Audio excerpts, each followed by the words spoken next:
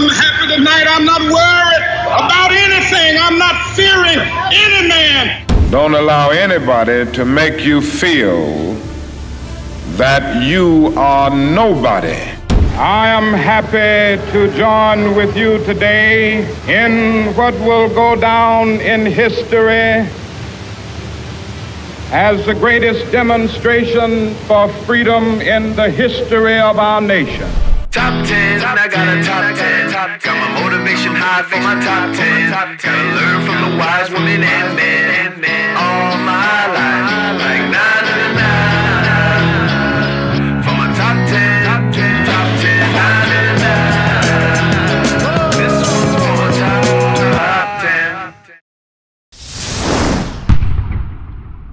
Need motivation? Watch Top 10 with Believe Nation. Hey, it's Evan Carmichael, and this channel was created to help you overcome the #1 challenge that is holding you back, a lack of belief in yourself. You watch these videos because you know there's something more inside you too. You have Michael Jordan level talent at something. So get ready to believe in yourself, be fearless, and keep moving with Martin Luther King Jr. and my take on his top 10 rules of success to give you the confidence, motivation, and belief that you need.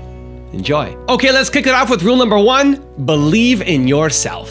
Number one in your life's blueprint should be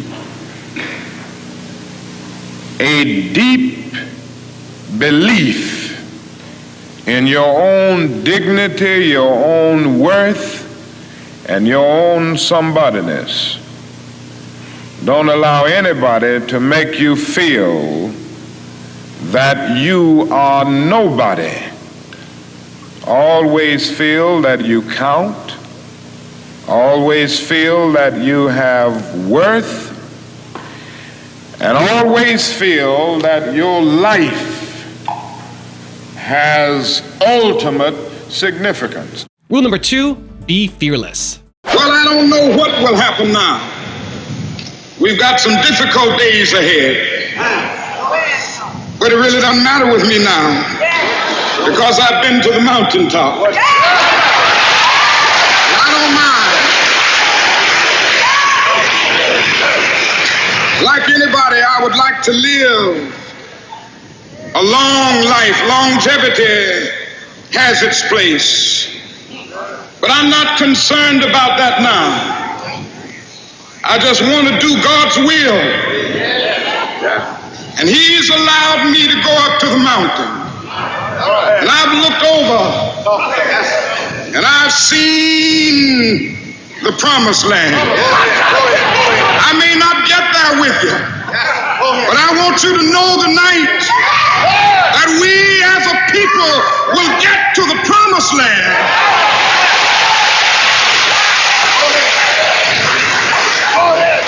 So I'm happy tonight. I'm not worried about anything. I'm not fearing any man. Mine eyes have seen the glory of the coming of the Lord.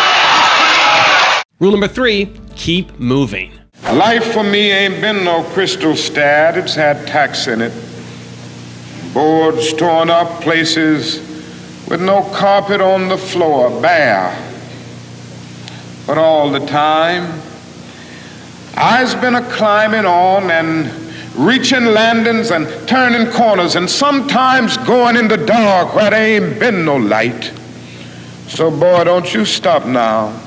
Don't you sit down on the steps, 'cause you find this kind of hard, but I's still going, boy. I's still climbing. And life for me ain't been no crystal stair. Well, life for none of us has been a crystal stair, but we must keep moving. We must keep going. If you can't fly, run. If you can't run, walk.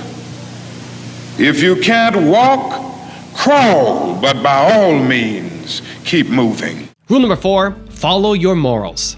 You led the second march on Montgomery in violation of a federal injunction not to march. I do feel that there are two types of laws. One is a just law and one is an unjust law.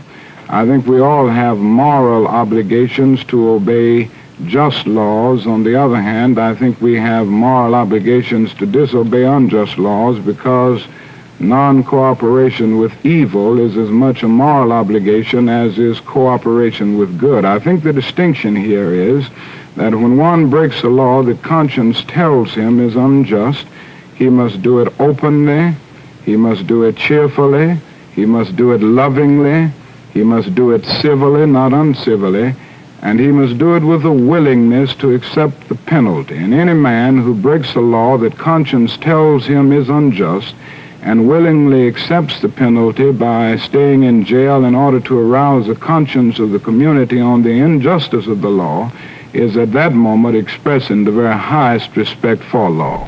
Also, if you want to have more confidence, check out my 254 series. They're free. The links to join are in the description below.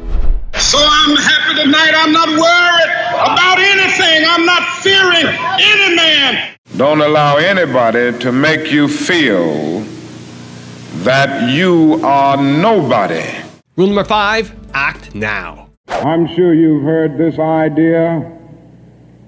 It is the notion almost that is something in the very flow of time that will miraculously cure all evils. And I've heard this over and over again. There are those, and they're often sincere people, who say to Negroes and their allies in the white community that we should slow up and just be nice and patient and continue to pray, and in 100 or 200 years the problem will work itself out, because only time can solve the problem. I think that is an answer to that myth, and it is that time is neutral. It can be used either constructively or destructively. And I'm absolutely convinced that the forces of ill will in our nation, the extreme righteous in our nation, have often used time much more effectively than the forces of goodwill. And it may well be that we will have to repent in this generation, not merely for the vitriolic words of the bad people and the violent actions of the bad people, but for the appalling silence and indifference of the good people who sit around and say, wait on time. Somewhere we must come to see that social progress never rolls in on the wheels of inevitability.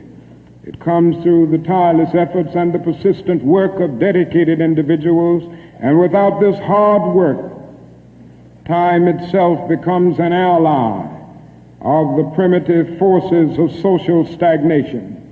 And so we must help time, and we must realize that the time is always right to do right. Rule number 6, be determined to achieve excellence. You must have, as a basic principle, the determination to achieve excellence in your various fields of endeavor. You're going to be deciding as the days and the years unfold what you will do in life, what your life's work will be. And once you discover what it will be, set out to do it, and to do it well.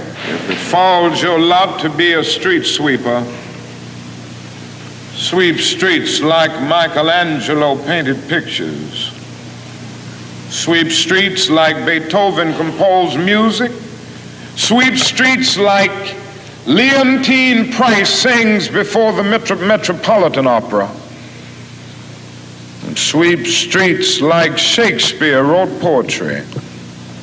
Sweep streets so well that all the host of heaven and earth will have to pause and say, here lived a great street sweeper who swept his job well.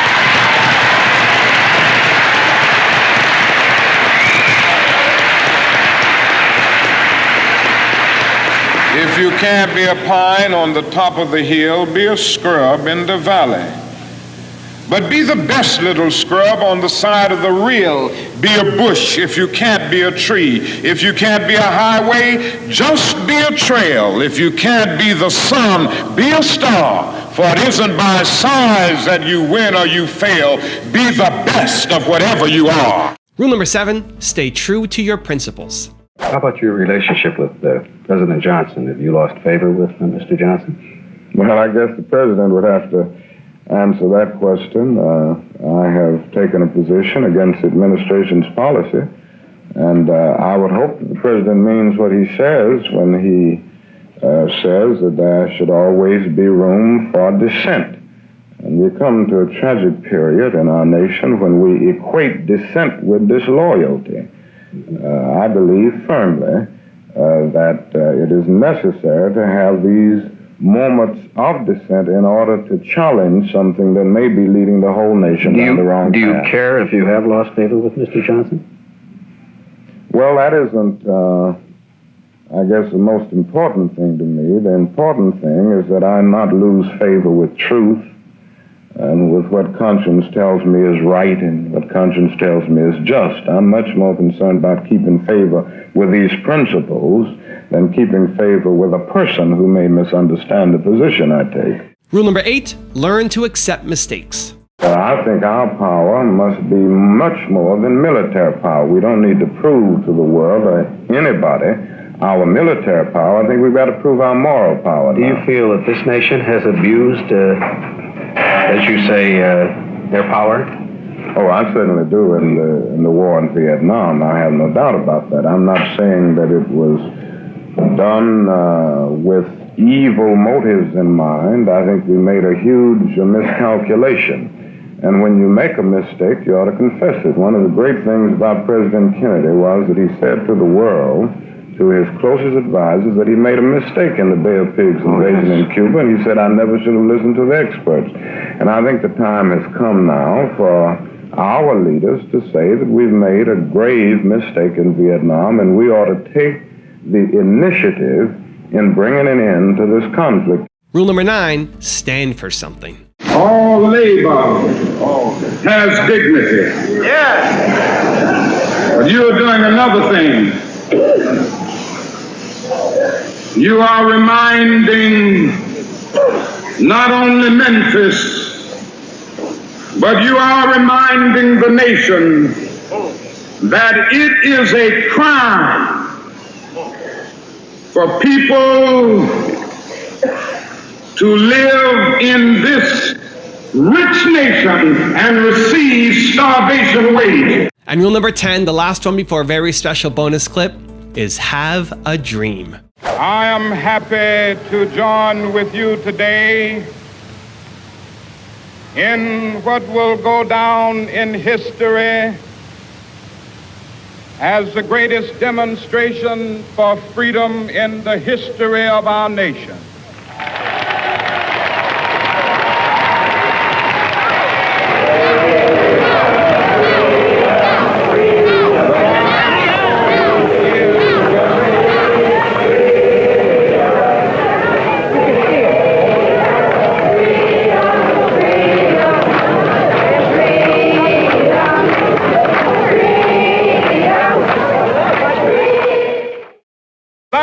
Dream that my 4 little children will one day live in a nation where they will not be judged by the color of their skin, but by the content of their character. I have a dream today.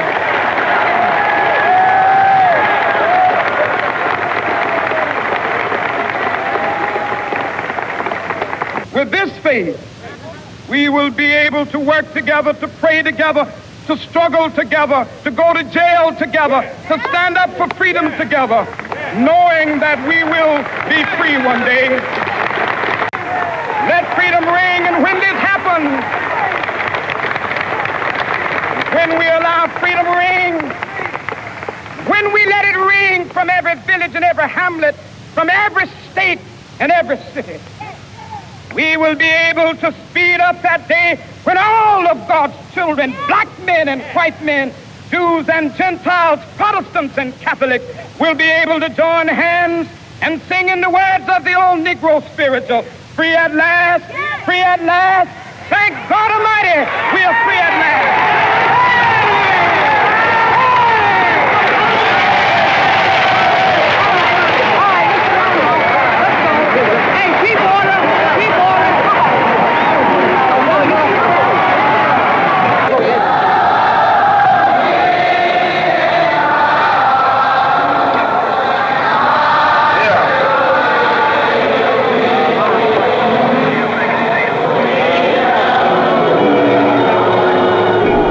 Now I've got a special bonus clip from Martin Luther King on how to empower people that I think you're gonna enjoy. But before that, it's time for the 3-point landing questions. Let's go from just watching a video to taking action. Here we go. Question number 1, what is your dream? Number 2, what do you stand for? And number 3, how will you act right now? And if you made it this far in a video and you commit that you're gonna take action, we don't just watch videos here, we do something, give me a hashtag believe down in the comments below, because I want to celebrate you.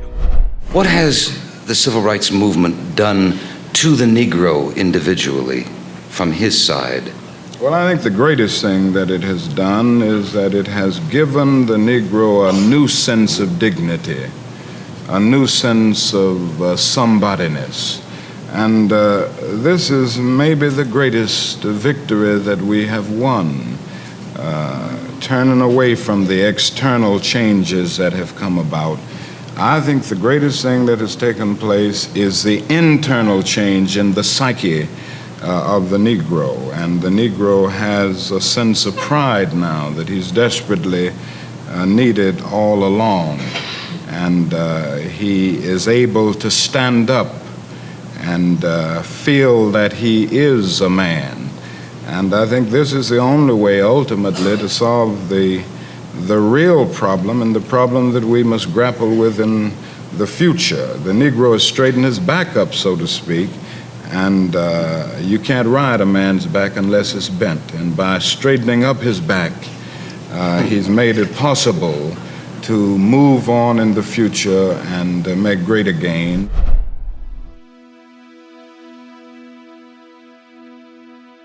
If you want to see the top 10 I did on Maya Angelou, check out the video right there next to me. I think you'll enjoy it. Continue to believe, and I'll see you there. I think you're doing something wrong. Courage is the most important of all the virtues, because without courage, you can't practice any other virtue.